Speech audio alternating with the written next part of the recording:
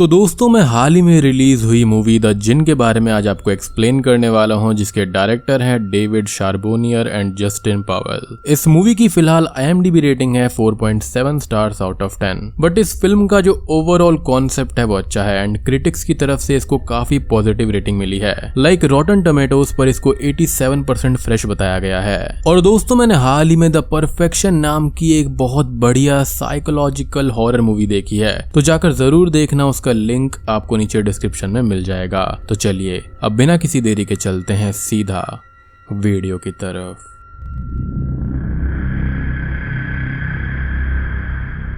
तो मूवी की स्टार्टिंग में हम देखते हैं डायलन नाम के एक लड़के को, जो कि सडनली नींद से जाग उठता है। उसके रूम में फैंस की आवाज से वो परेशान हो रहा था कि तभी डायलन को अपनी मॉम की रोने की आवाज सुनाई देती है और वो उनके पास में जाता है। डायलन अपनी मॉम को देखता है जो कि रो रही थी।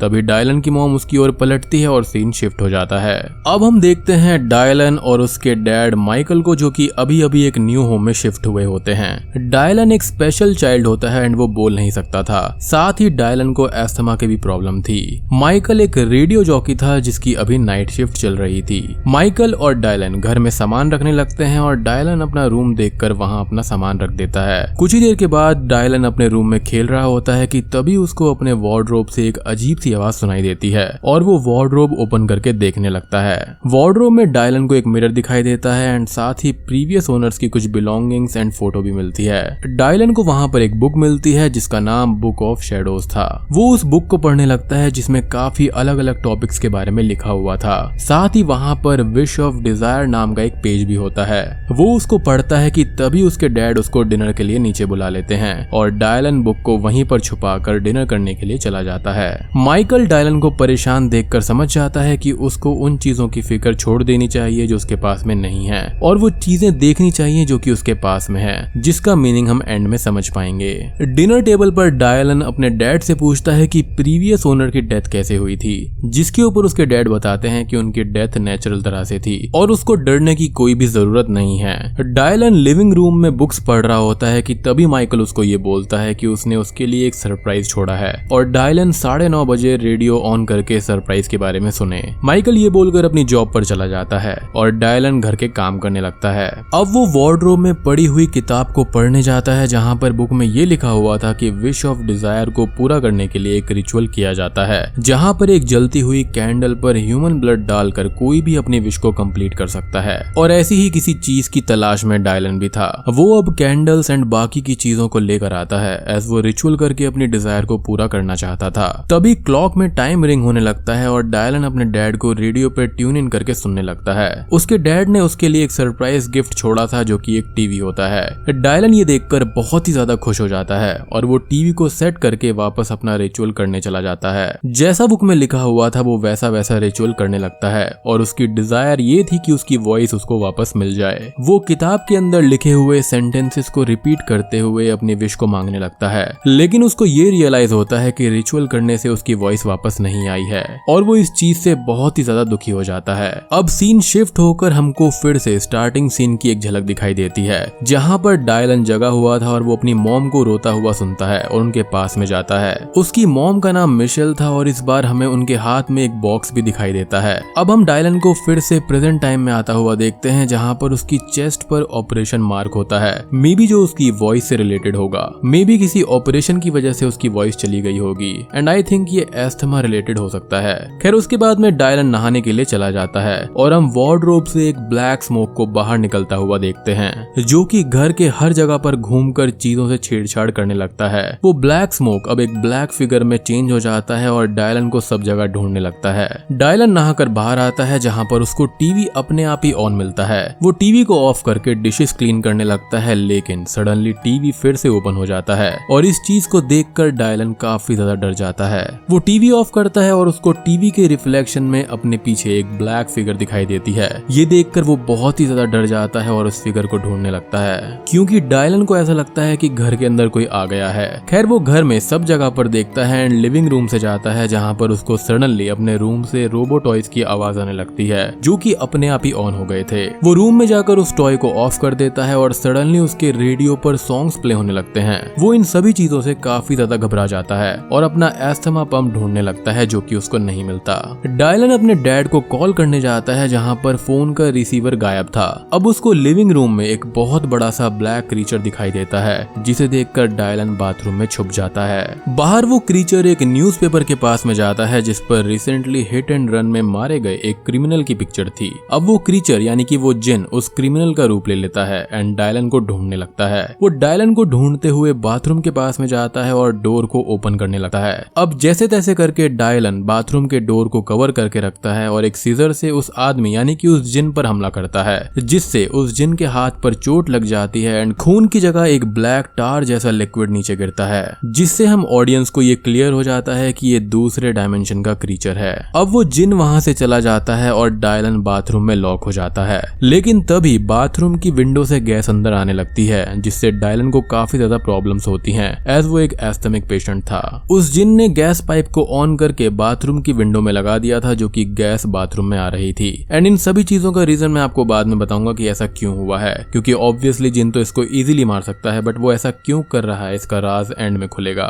डायलन उससे बचने के लिए विंडो पर टावल लगा देता है एंड एक प्लान बनाता है। अब वो जिन बाथरूम का डोर तोड़कर अंदर आ जाता है जहां पर डायलन उसके सर पर हमला करके उसे मारता है और वहां से बाहर भाग जाता है। डायलन अब अपना एस्थमा पंप ले लेता है एंड उसको यूज करके थोड़ा ठीक होता है। वो अब घर के मेन डोर से बाहर भागने की कोशिश करता है लेकिन डोर अपने आप ही लॉक हो जाता है और जब डायलन विंडो तोड़ने की कोशिश करता है तो विंडो से एक इनविजिबल फोर्स आकर उस पर अटैक करती है और विंडो का क्रैक खुद पे खुद ही ठीक हो जाता है, displaying the power of jinn. Dylan इससे दुखी होकर रोने लगता है और अभी भी उसको अपनी मॉम के विजन्स आ रहे थे जब उसकी मॉम ने सुसाइड किया था। डायलन फोन के बजर से रिसीवर को ढूंढ लेता है और फोन लेकर अपने रूम में छुप जाता है और साथ ही साथ हम ये देखते हैं कि इस बार उस जिन ने घर के प्रीवियस ओनर का रूप ले लिया है एंड अब ओनर डायलन को ढूंढने लगता है, यानी कि अब जब भी मैं ओनर बोलूंगा तो वो जिन ही होगा। अब डायलन डर कर बेड के नीचे छुप जाता है और ओनर फोन के बजर से रिसीवर को रिंग कर देता है और डायलन रिसीवर को फेंक के बाहर भाग जाता है जहां पर उसके पीछे ओनर भी आता है, लेकिन डायलन ओनर की आंखों में एंड स्प्रे डालकर उससे बचने लगता है। ओनर जो कि अब देख नहीं पा रहा था वो डायलन को ढूंढने लगता है बट वो सामने होते हुए भी उसको दिखाई नहीं दे रहा था। अब एसी के डक से आवाज आती है जिससे परेशान होकर ओनर उस डक को तोड़ने लगता है और डायलन वहां से भागता है। वो वार्डरोब में जाकर उस बुक को फिर से पढ़ने लगता है जहां पर उसको रिचुअल की सारी टर्म्स एंड कंडीशंस पता चलती हैं।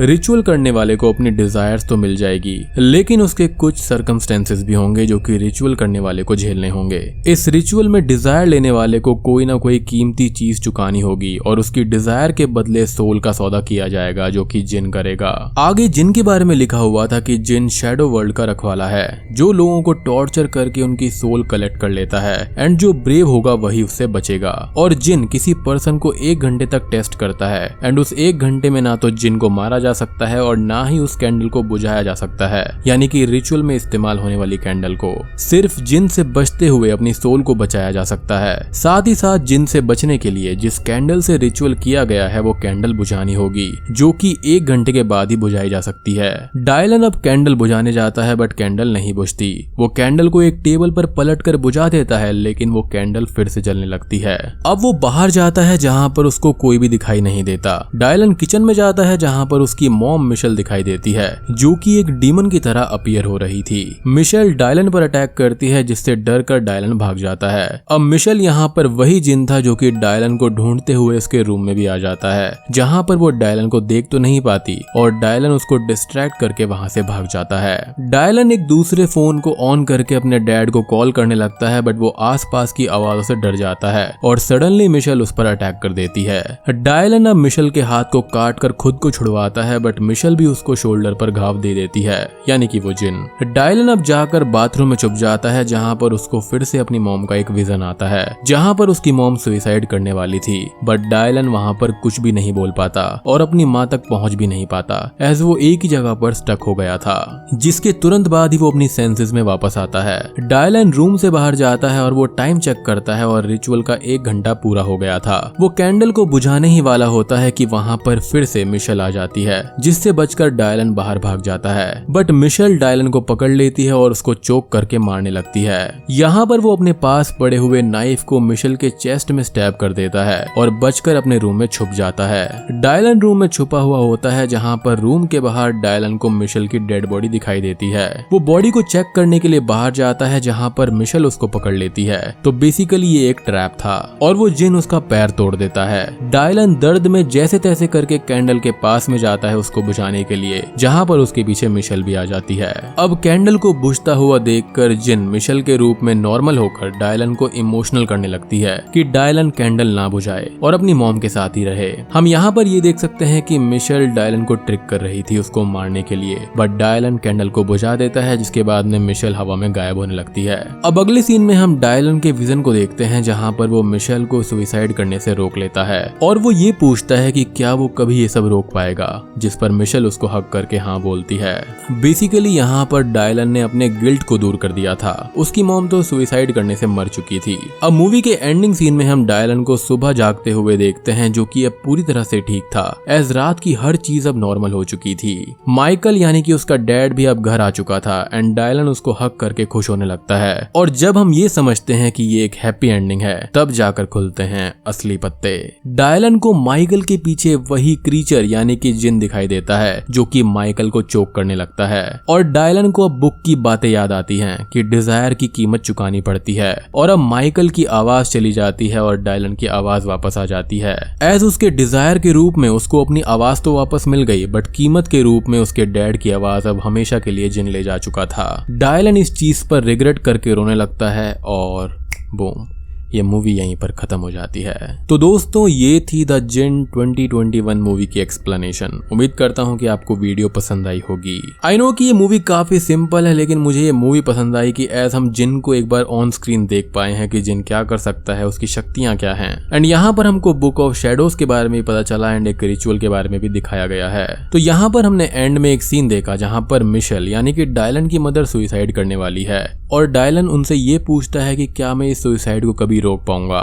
तो वहां पर मिशेल की मॉम हाँ बोल देती है। तो इसका मतलब ये नहीं था कि वो सुसाइड रोक पाएगा, इसका मतलब ये था कि वो अपने गिल्ट से अब दूर हो गया है। एंड उसकी मदर का उसके ड्रीम में ये कहना था कि इसमें उसकी कोई भी गलती नहीं है। बट यहाँ पर अंत में हुआ ये कि अब यहाँ पर डायलन को अपने डैड की आवाज का गिल्ट हमेशा सताएगा, बिकॉज उसकी आवाज के बदले में उसके डैड की आवाज चली गई। सो ओवरऑल मुझे ये मूवी पसंद आई है एंड आपको वीडियो पसंद आई हो तो लाइक कर देना, चैनल पर नए हैं तो सब्सक्राइब कर दीजिए। तो मैं आप सबको मिलता हूं अगली वीडियो के साथ में, तब तक के लिए स्टे